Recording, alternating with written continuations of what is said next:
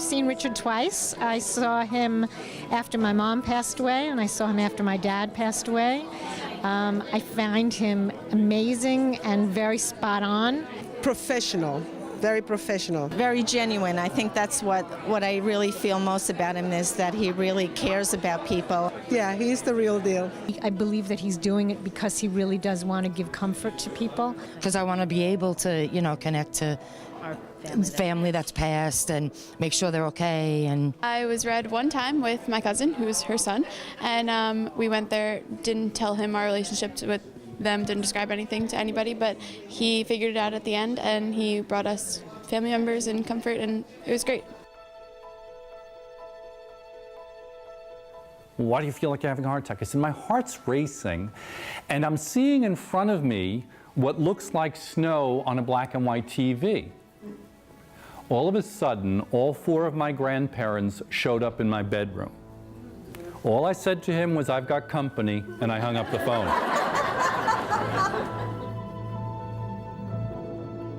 I go to Las Vegas, I go to Florida, I go to the tri-state area. I've traveled many places here in the States.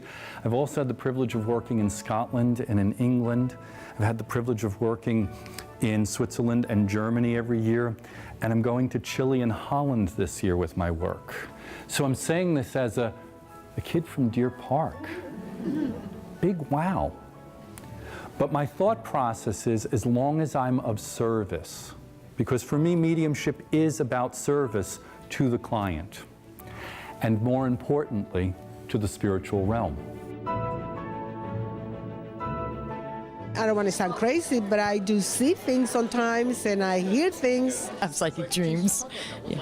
Well, it's true if she calls me and says that she has a dream, next day, but within a week it happens to me. Every human being is sensitive. Every human being has the ability to become aware of things greater than themselves.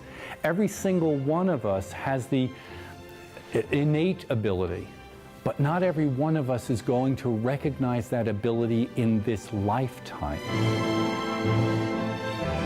It is, and this is going to sound old-fashioned and perhaps a little corny, but it is like turning on an old-fashioned radio and trying to tune into the station that you want to receive so you can hear Glenn Miller playing String of Pearls or something to that effect. Okay, so it is learning how to use your ability to tune into the spiritual realm. But to answer your question more succinctly, yes, I believe every human being has this ability. Yeah, I'm just wondering, do you sense a whole room full of great question. And how do you choose?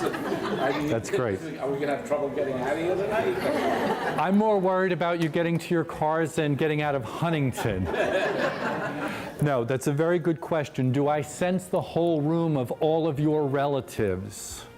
If I open myself up right now, I can sense everybody in the room. But for the sake of the work, I want to stay focused with the person I'm working with.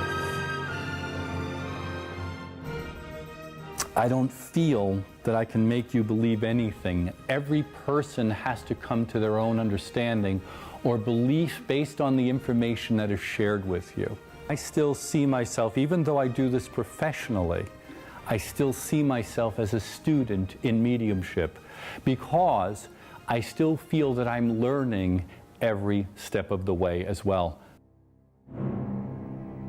I'm talking to her and I said, I have a woman standing next to me and she's telling me she wants to say hello to Jerry. She said, well, I know 2 Jerrys. I'm making this name up right now.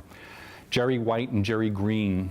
And I said, well, she's saying Jerry Green. She said, okay. She said, I'm going to see him next week. Who do you have? I said, I have Princess Diana standing next to me. She wants to say hello to Jerry Green. She says, don't worry, I'll tell him. She heard me pause and she said, don't you know who he is? I said, no. He's the man who took over the Landmine Foundation. She was on a board with him. She was flying to England to see him the next week. So the message from Diana had significance because there's a connection. In England last year, I was sitting with a woman and Winston Churchill walked in. Now, ladies and gentlemen, I've been doing this 19 years now, and I'm thinking, this was 18 years, I'm thinking Winston Churchill standing next to me? I've got to be crazy, right? I'm questioning my own sanity because I've got Winston Churchill standing there. I've learned to trust spirit.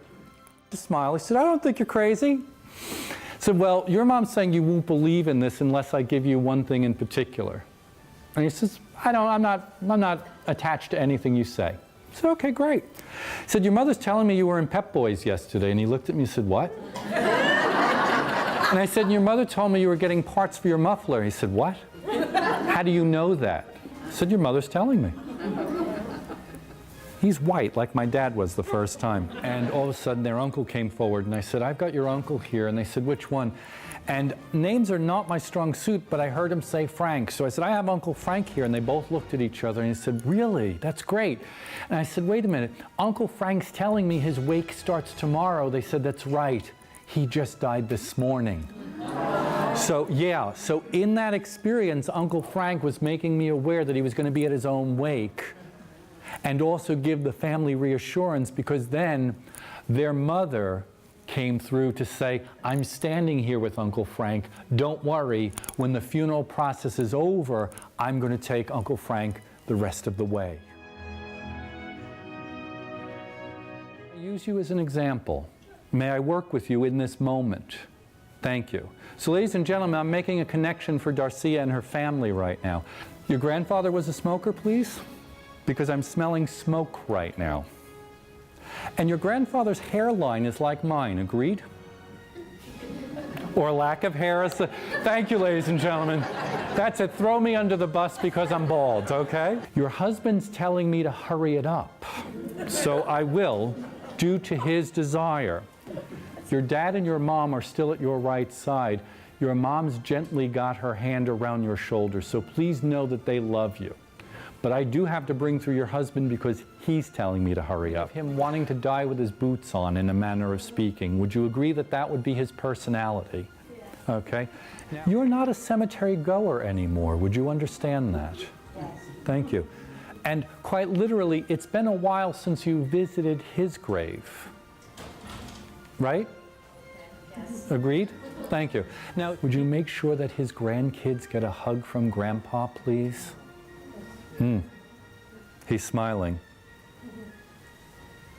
But you have memories of dancing with your dad, please? And you have memories of doing the Lindy with your father, please? Because I'm doing the Lindy right now.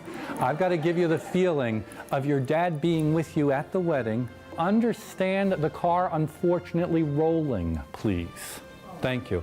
And would you understand, unfortunately, oh, don't show me that, the experience of his death, I have to give your son reassurance that he's okay. This is a strong-minded woman who's here to apologize to her daughter for making her daughter feel badly. I have to make sure you get an apology from your mom. She's giving me... Now you can laugh at that. She just said she deserves that. I'm not going to argue with that in the least. Follow this. Are you an April birthday, please? Thank you. Please know that he's bringing through wishes for your April birthday early. And he's glad. Thank you. So would you agree he was a beer-drinking man? And quite literally, your father would love, if this was your birthday wish, he'd want everybody to get up and sing happy birthday to you. So I'm going to just refer to your father as a man who knew how to enjoy life. It is very comforting. I feel a little bit more at peace that I know he's okay. Okay, so each time when I went, it was comforting because I do believe that there is an afterlife, and I don't know how it looks, but I do believe it, and he gave me an indication that my belief is probably true. It's a feeling that you never think you're going to have. You never think that you're going to be able to talk to somebody that passed away before, but it's emotional and crazy. It's awesome.